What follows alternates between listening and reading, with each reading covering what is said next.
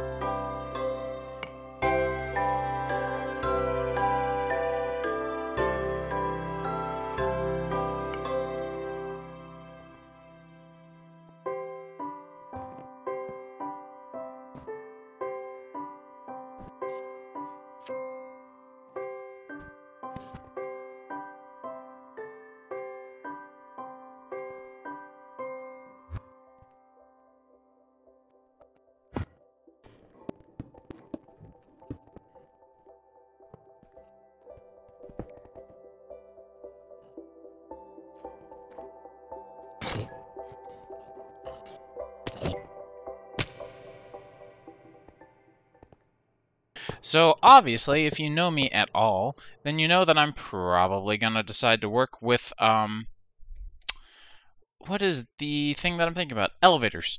And not just the little bitty elevators from OpenBlocks, but full-on RF Tools elevators. So to make an RF Tools elevator, you're going to need a couple of things, and one of the bigger ones is a power line. So we're going to need to be able to get our conduits down. That's going to be kind of a struggle, but we should be okay-ish. I just want to make sure that we have flux ducts going down. We can handle this using HV coils. That would probably be even easier than any other of our options that we currently have available to us. Sorry, it's also taking me a little while. I've been 2 weeks without a mouse, so I'm having to remember how to use a mouse. As funny as that sounds, it's a serious issue for me. So we're going to grab HV wire connectors and relays, and we're going to make a little power line down to the lower basement. And it's a long ways, so that's why I feel like this is the more preferred way. So if we take a look here, we have this power line here, and if we put it here, that would end up having us... see, these are hardened. Yeah, that might not be the best place. I think I should have... Yeah, I've got a power line right here. Perfect. So we can... Come on. There we go. Oh my. That destroyed a lot more than I thought it would. Well, we'll clear this area, or fill this area in. And I want to have this running directly down the back here. And let's get some light in. Let's see. Nope, that's the wrong radial menu. Conjure light. There we go. So what we can do is we can have a relay here, here, and we will grab our cables, and we will need a connector. The connector will go here. It's going to fill up with RF, and we can make this work. So I'm going to have this go straight down the spine of this elevator shaft, but into the back of it. That way the power line ends up in the back. I don't really know why that's what I'm wanting, but it just kind of feels right. So, yeah, just, like I said, I don't really have any particular reason. It just seems like the way it should be. I'm going to continue to light this up as we go. And we should be down to the bottom here, hopefully, pretty soon. There we are. Well, closer. So, let's get started with our elevator construct, shall we? So we're going to need to break that block right there. And we want to put our elevator here. Now, the reason we want to put one of the elevators here is because this is where we want the blocks to stop. And we can name this floor by right-clicking on it. So what is the name of this floor? We'll just call it the factory floor. And we'll call the other one the factory basement. And we can grab ourselves any wrench will do, but there's a proper wrench for this if we wanted to. We can right-click on the elevator with our elevator button module, and we can place down our screen. So it has a little README if you want to figure out how to use it, but I already know. So I'm just going to right-click on it, and you'll notice that nothing's really happening. Like the elevator button, we can click on that and configure it, but I mean, there's not actually, I don't know why it just says elevator all the way out here, that's funny. But there's nothing happening. The screen is not connected and it says no power at the top. So let's go and rectify that with some hardened flux ducts down here. We'll break this apart, and we want the second floor to actually be here.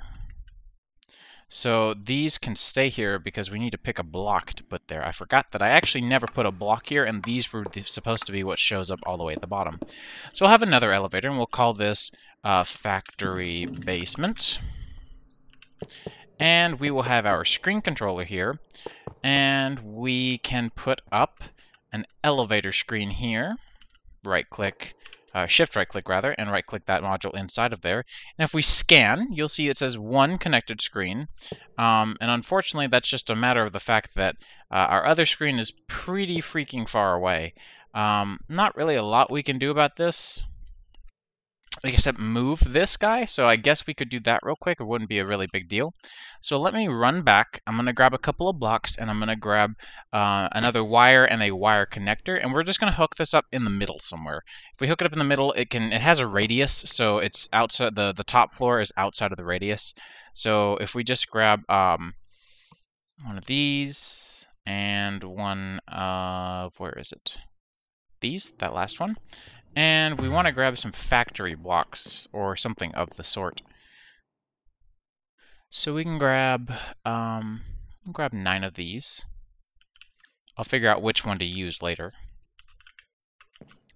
I'm thinking if these are this, then I will probably end up doing this pattern as well, because I do like it. Now, what we can do is if we come down maybe right about here. Just want to make sure I don't accidentally break anything. Good. Then we can put our screen controller maybe here. Let's see, is that about halfway? That is about halfway. Put it here. And now if we scan, we have 2 detected devices. And we can simply, we shouldn't do that. It's going to do that thing. Do I want to do, I might do above. I might do it here. And then we will just connect this to this, and boom, now this guy has power. So if I come all the way down here, now these have power. This guy still does not, because we need to go hook it up real quick, so let's do that. And it's this block right here that needs to be hooked up to power, so we can just do this, and I never did connect that to the right point, so we need to just do that now.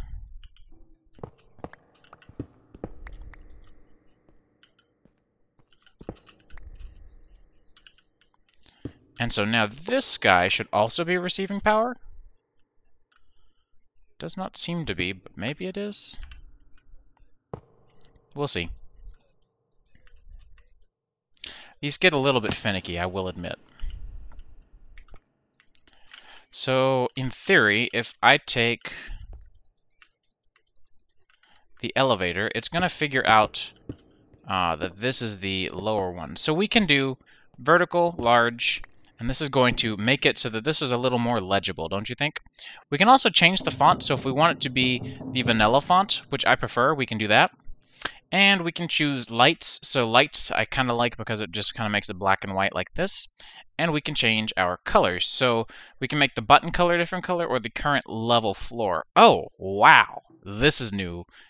Alright, so 190 to 24 is my preferred color, and if you just type it in, it doesn't throw an index out of bounds exception. It just was a weird thing. So there we go, we have a button that's the perfect color blue for me. We can start at 0 instead of 1 if that mattered, but I don't really care, and we can rename our levels if we want to, but I named the elevator, so we don't have to. Now, if I left-click on factory floor, it's going to scoop me up the elevator to the factory floor. Now we're going to set this guy up the same way. So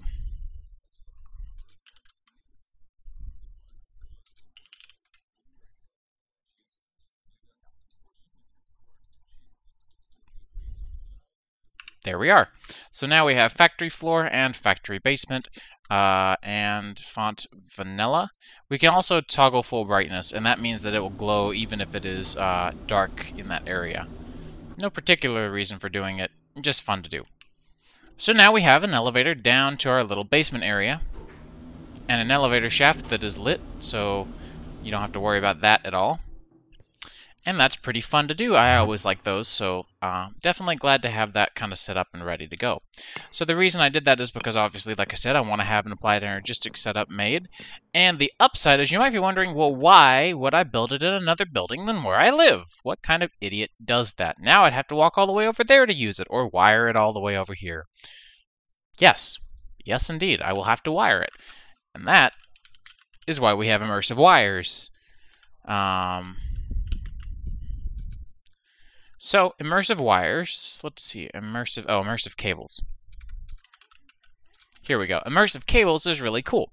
It adds cables for immersive engineering that fulfill other mods such as refined storage, if we had that installed, which we don't, or applied energistics, which we do have installed, so we can make different cables for different types and transmit our network a pretty long distance, if you ask me.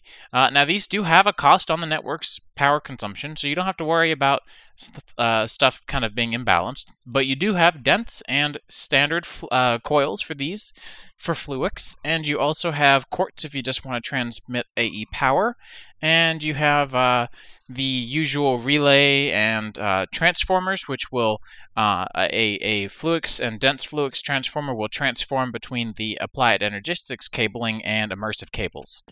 So that is the plan. It will not be done anytime soon. It's going to be a process to get everything together, which I certainly would expect. But it is something that I kind of wanted to get close to starting on soon, because our little storage setup here is cute and works and everything, but, you know, we're just kind of running out of space over here for everything. So there's kind of a bit of an issue there, of course.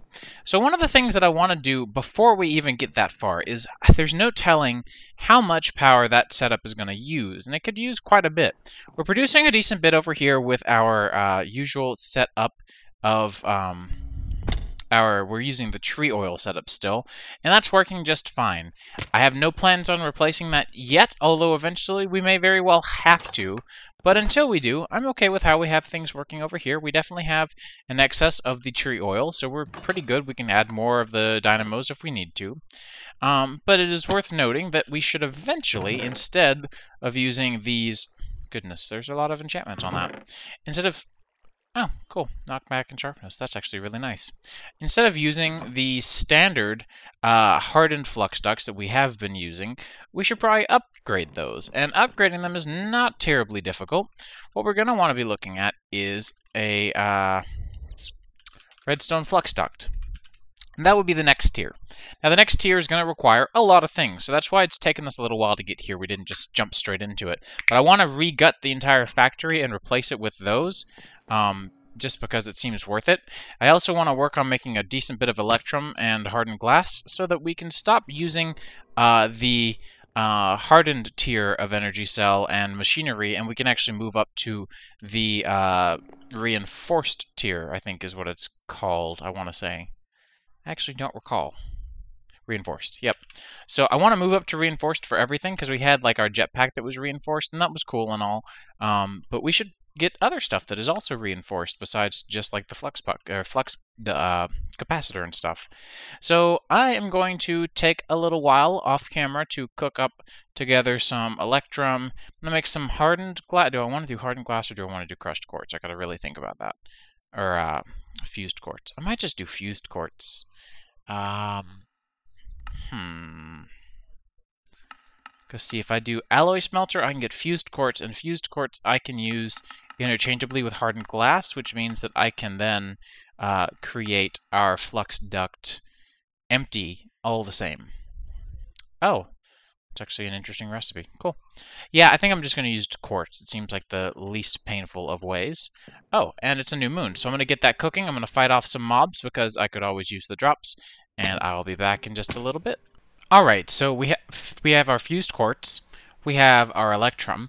So the last piece of the puzzle here is we need to calculate how much we're going to make, because I want to make a bunch of these. These are not super fun to make, so I would like to not make them again until I have them automated.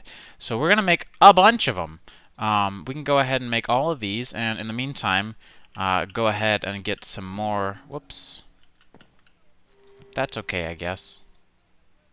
Get some more electrum cooking. I've been doing plenty of resource gathering, so it's not like it's a huge deal how much we use here. And we can work on a couple of little things here and there. So, basically, we can calculate. We have, let's see, we have 256 of these. Each one of these takes 200 millibuckets. So we're looking at 256 times 200. We're looking at 5120. So they're looking at 512 pieces of redstone, which is 8 stacks. And that's okay with me. I mean, I know it's a lot, but it's fine. I mean, not like we're really using our redstone that much. 1, 2, 3. Oh, and actually, we can save ourselves our redstone and use these destabilized clathrates. I forgot about them completely. And I was doing a dumb. So these you can melt down for 250 apiece. So if we have let's see, 256 times 200 divided by 250, then we would need 204. Well, we don't quite have that, so we can kind of math it out later. But we can start with the clathrates and move from there. So we're going to take these over to our magma crucible and go ahead and get these smelted down, and we can get these transposed in our fluid transposer. And we'll just leave this running idly while we work on some other stuff, because there's a lot of stuff going on here. But this is going to get us our filled redstone energy flux ducts. These can be used for a bunch of stuff. You can make these reinforced thrusters, which we made previously, and you can get up to the next tier if we make signalum. Signalum is not the worst to make, but it requires this blend of copper, silver, and redstone in a liquid bucket. So, you know, definitely not my favorite of all time, but it's not the worst. Now that we have all of this redstone and we have all of these materials, let's see, we have upgrade, reinforced upgrade kit. This guy is reasonable to make now. We have a bunch of these electrum-infused quartz, so now we just need some silver gears. And we can start upgrading a whole crap ton of our machines. So I'm gonna... Actually, you know, I should have actually done the calculations there, but I'm not. I'm just gonna do probably a stack of silver. I've got silver in a block somewhere, don't I? Oh, I don't. I should actually go get some silver.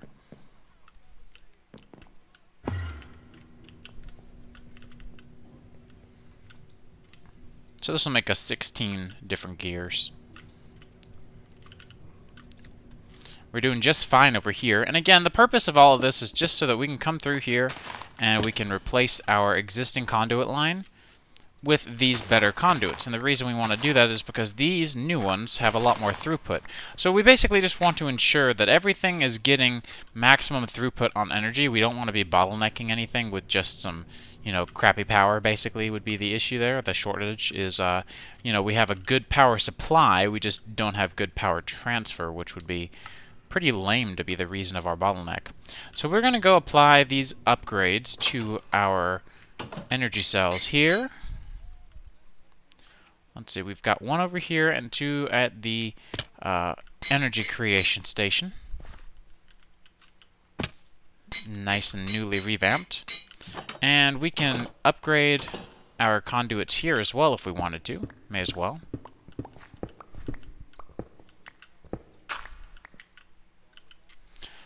And yeah, so I'm basically just gonna go through and replace everything, and it's just going to be a process.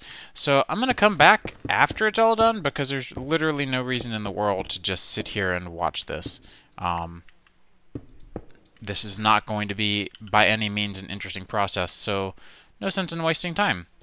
So I thought it might be cool to show off the new functionality of Geolysis, which is it now uses a couple of things. So first of all, if we right-click, we can see Galena found in this area, which we can see right here, but sometimes you can't. Sometimes these are hidden or you just can't find them. So okay, we found one here, we found one there. I'm going to try to find most of these little samples and figure out whereabouts the center is, approximately. So we have one all the way over here. Any more further right? Or further... What direction is this? I don't know. So, I guess we can just kind of shoot for... Let's see, any down there? Yeah, there's some right there. So I'm going to guess that this is probably about the center-ish of the chunk. It doesn't have to be in the center, but you do want to try to be close to center. It doesn't have to be perfect. They're not always directly in the center. So we're going to dig down. Now, if I put this in my offhand, you're going to see 15 meters above sea level up here in the upper right-hand corner. This is a new thing, so I no longer talk about Y levels or chunk grids anymore. In the book, you can see everything is relative to sea level. So if we're looking for Galena, then we're going to be looking at 13 to 47. So anywhere, once we get to 47, we can start actually actively looking. And until then, we know that we just need to keep going down. Obviously, don't normally dig straight down, but even in modded, even with all the, you know, the abilities to fly and stuff, it's not a great idea, but, you know, I have pretty quick reflexes, so I can jetpack my way out of most situations.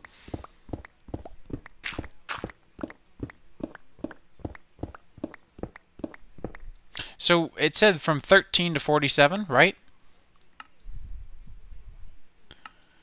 So we are at 19, so we are at this point good enough to start checking. And look, there's Galena beneath me. So if we keep digging, there we are. So I can just go ahead and dig out this deposit.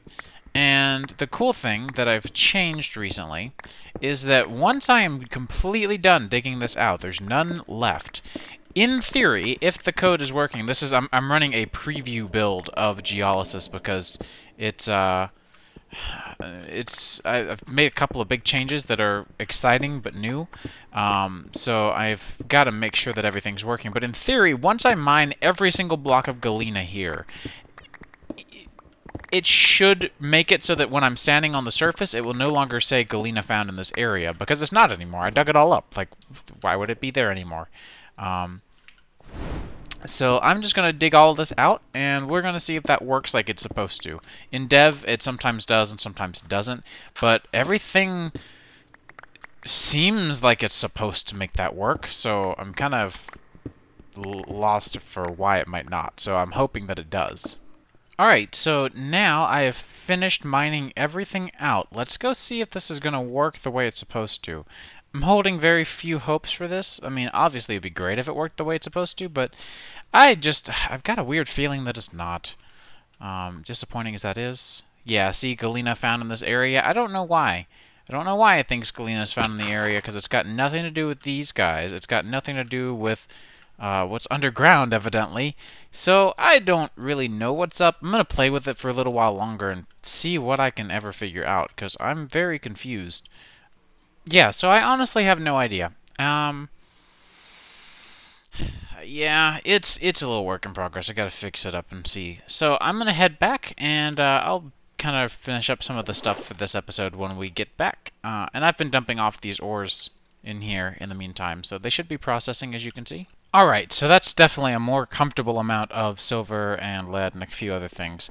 But, unfortunately, I think we're at a wrapping up point for this episode, because there's not really a lot left that I can do until we're bleeding over into another episode of content. So, I think I'm just going to play it safe and call it there for this episode. Definitely got a lot of stuff done as far as preparation, but next episode will be more about the action part. So we'll actually get into doing some of this stuff, get into the process of, you know, actually, say, creating our ME network down here, so in our factory basement we can finally actually use that for something. But yeah, it's been pretty fun going through and replacing all of our cables and getting a bunch of infrastructure stuff upgraded in preparation for this. I'm hoping that we should be okay on power, and if we're not, then we can upgrade it, no problem. That'll be a fun little project for later anyways. So I hope you guys enjoyed this episode, and I'll see you guys in the next one.